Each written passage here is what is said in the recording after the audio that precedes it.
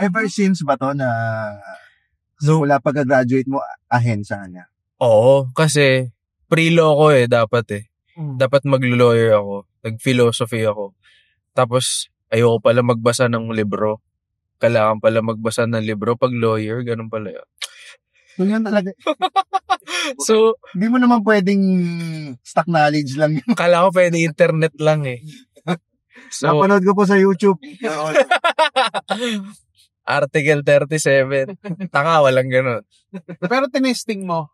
Oo, in-exam ko yung sa UST. In-testing ko yung law exam. Hindi ko tinapos. Kalahati pa lang. Tinupi ko na yung booklet. Tapos sabi ko pa, hindi ko kaya mag-lawyer. Hulaan ko. Nagka-migraine ka. Oo. Sabi ko, ma'am, pwede bang next time na lang to? Ako yung unang tumayo Akala nila tapos na ako. Ano ba yung exam sa law?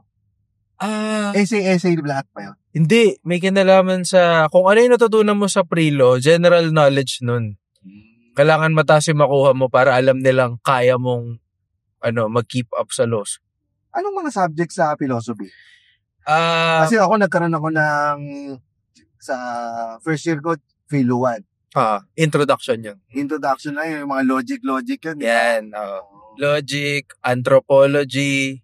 So maraming sanga yung philosophy. Kasi nalaman ko lang din, yung ComSci pala ay pre-law din.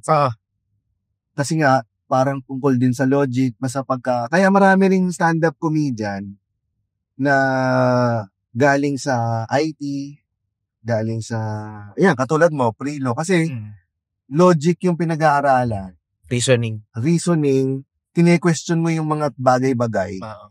Ang comedy, kine-question mo yung mga usual na mga bagay-bagay na usual na kala ng mga tao normal lang. Oo, ganun mismo yung ginagawa nila, James, yung mga unang philosopher, sila Socrates. Nag-open mic sila sa daan. Anyone here na alam mga na naniniwalang flat ang mundo?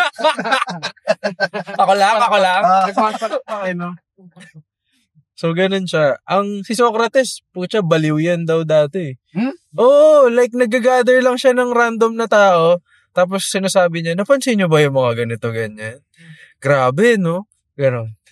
Pero so ibig sabihin, hindi ba front row yun? Pero ibig sabihin, kung baliw ang tingin kay Socrates noong mga panahon ngayon, sa malay mo, yung mga taong grasa ngayon, sila yun. Oo, sila si Socrates. So magme-make sense pala. Kailangan lang nilang gumawa ng libro or something, no? Bigyan mo ng... Hindi, brief muna. Kailangan muna. Kung mga panahon pa yan, anyone here, kung may brief kayo? Ayun naman si Socrates, labasan naman yung... Mag-brief ka muna! Bago kami sumama sa'yo, mag-brief ka muna! Walang credibility Niniwala. Ayun din ba ang naging gateway mo papunta sa stand-up? Oo. Ang weird kasi tatay ko, pre-law din, philosophy. Walang brief yun din minsan. Philosophy din siya. At mahilig din siya sa stand-up. So parang nag-groom ako into liking philosophy tsaka stand-up. So kaya eto ako ngayon. Sulit ang kulitan, bitin sa tawanan. Catch the latest episodes on YouTube, Spotify, or wherever you listen to podcasts. Dito lang sa Fast Lane with VinFast.